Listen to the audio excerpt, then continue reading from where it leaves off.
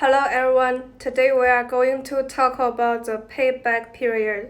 There are 4 members in our group. My name is Liweiyu and my ID is 202309010708. First, I will introduce the definition of the payback period, which is the first part. Explain in general the capital investment appraisal techniques implemented in a general business operation. One clear definition and simple calculation. The payback period method is intuitive. For uniform cash flows, it's the initial investment divided by annual net cash flow. For uneven flows, accumulate annually until the total equals or exceeds the initial investment. To assessing investment risk, the payback period measures liquidity and risk. A shorter period means faster fund recovery and lower risk. 3. Emphasizing short-term cash flow. This method focuses on early-stage cash flow, ignoring post-investment returns, making it suitable for high-liquidity enterprises or uncertain environments. 4. Ignoring the time value of money. The payback period does not consider the time value of money, which may lead to the neglect of projects with better long-term returns. Hello everyone, I'm Wang Xinrui and my student number is 202309010242. What I will talk about next is the payback period, which measures how many years of cash flow it takes for a company to recover its initial investment after investing. The payback period is suitable for initial screening of projects, especially when funds are limited. It can also help companies control short-term risks and it's suitable for environments with greater uncertainty. 4 main challenges or problems with the payback period.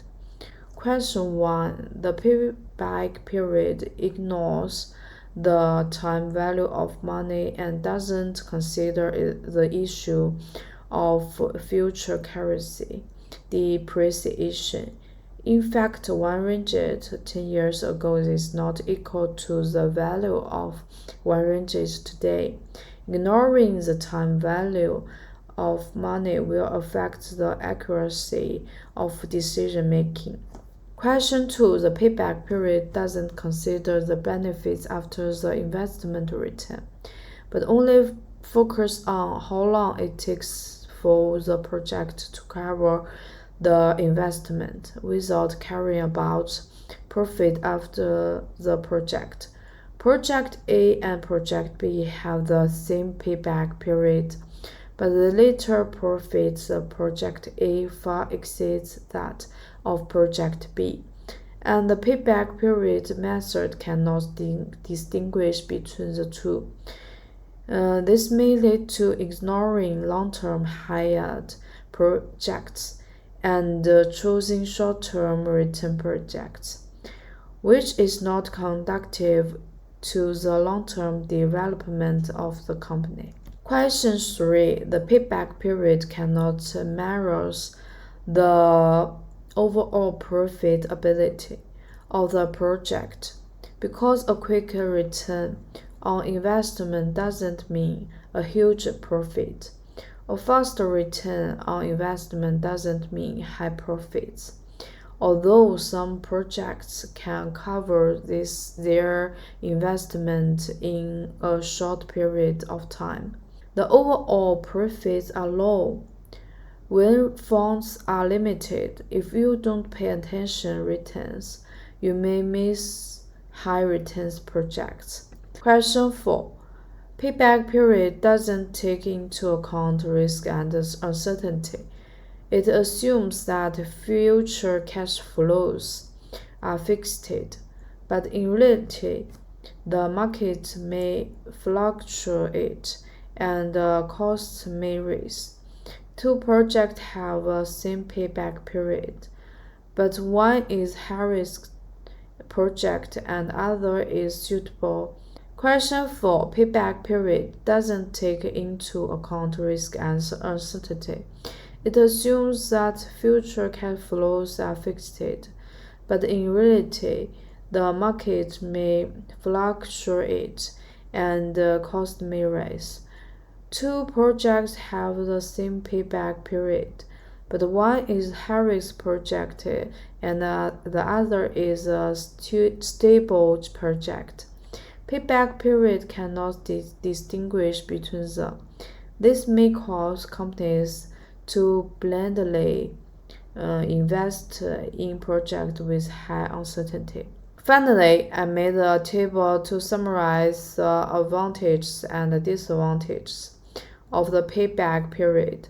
In general, I believe that when companies or investors make an important investment decisions, they cannot rely on only one single method but should combine the payback period with other capital investment evaluation methods to make a more comprehensive and accurate judgment so as to reduce our investment risks. Hello, this is Li Yingdi.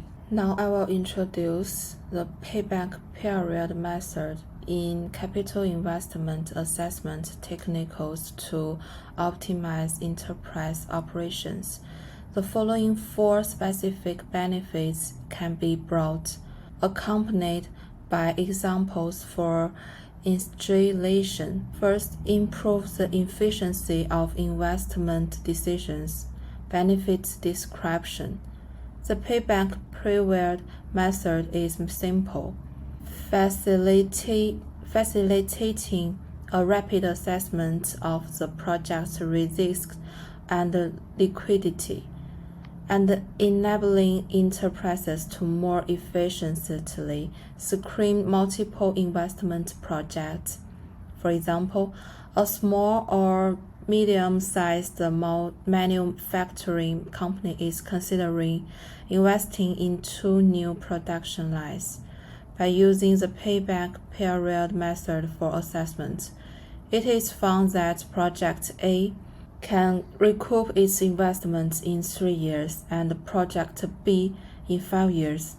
Therefore, the company prefers to choose Project A, which has a shorter payback period, to reduce the risk of capital occupation. Second, reduce financial risks. By choosing projects with shorter payback periods, enterprises can recover their initial investment more quickly and reduce financial risk brought about by market changes or operational uncertainty.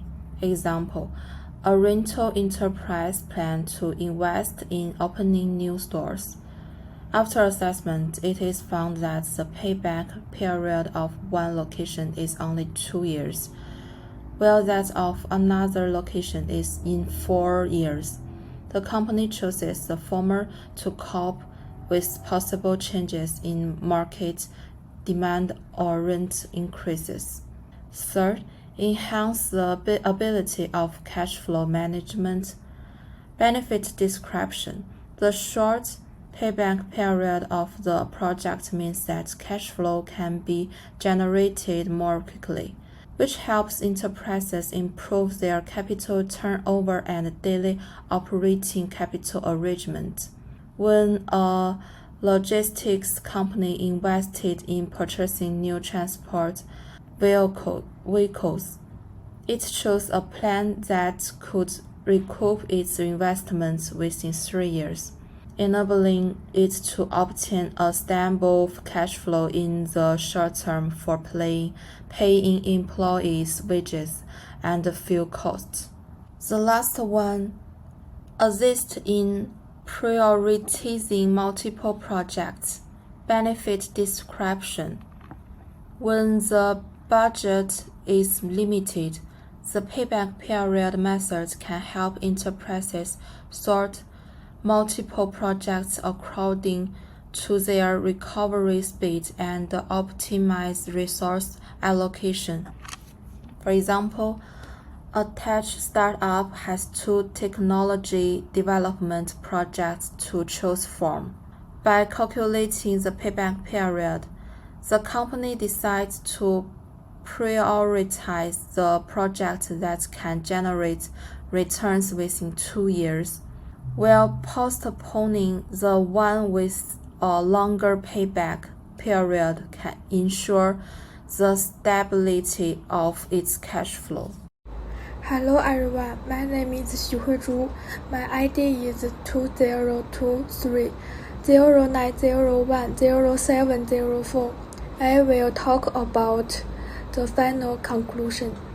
The payback period method is advantageous of its simplicity, risk reduction, improved cash flow management, and assistance in project prioritization and resource allocation as examples.